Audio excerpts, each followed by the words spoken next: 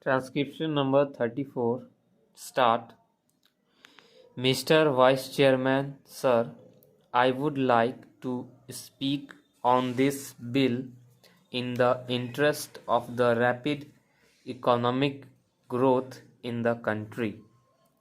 If the nation grows from strength to strength economically, leading to eradication of the degrading and disheartening poverty of the people of India, the workers of this nation would also benefit, and they would also go above the poverty line. Sir, I would like to mention here that the plantation crops, as understood by the term so far, namely coffee, rubber, tea, and cardamom, have been giving this nation substantial amount of the much coveted foreign exchange annually. It must be noted that coffee exports alone have given our country during the last 5 years over rupees 1000 crores in foreign exchange by way of export earnings and export duties.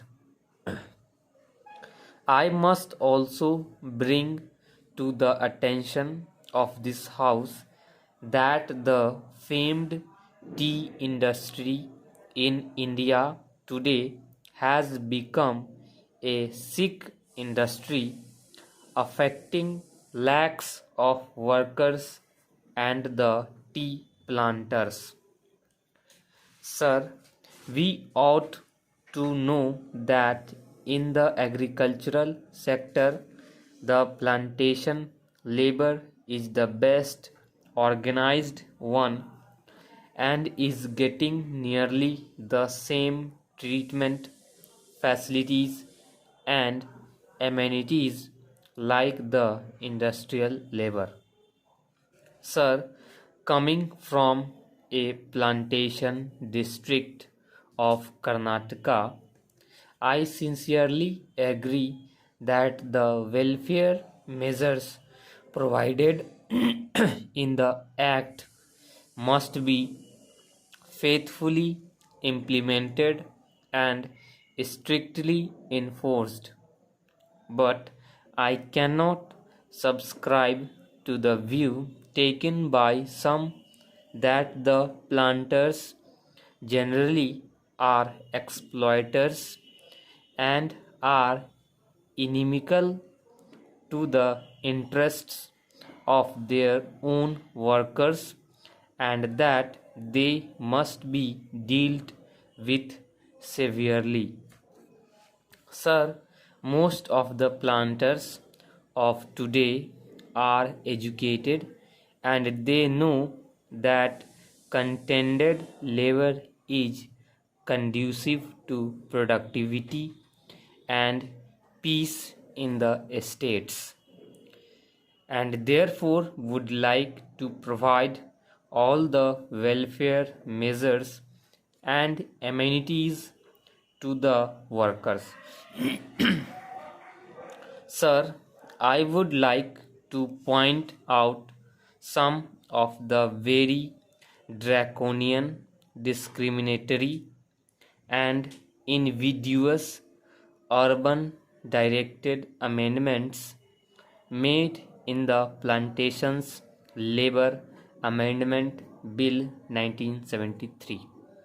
Sir, the Plantation Labor Act is sought to be applied now even to holdings of 5 hectares and above, employing 15 persons and more.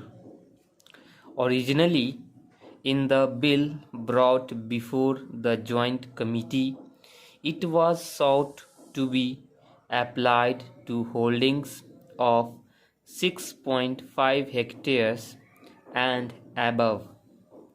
It would be realistic to make an amendment to the present bill to raise the size of holdings from 5 hectares to 6.5 hectares.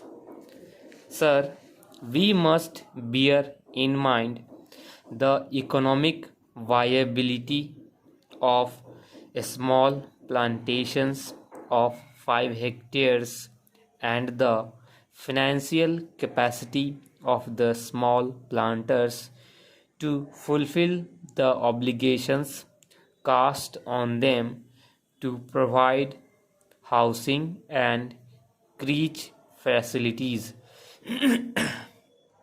Those small planters, in some cases, are unable to provide themselves with houses and medical care as good as those intended for their workers in the bill.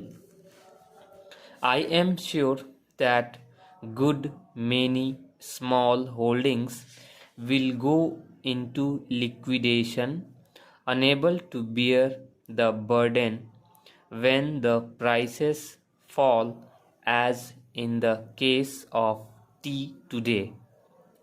I would emphatically say that clause 13 is not only draconian but discriminatory, and it is most harsh and killing to the farming community of India, whose hands feed and clothe the people, poor and rich.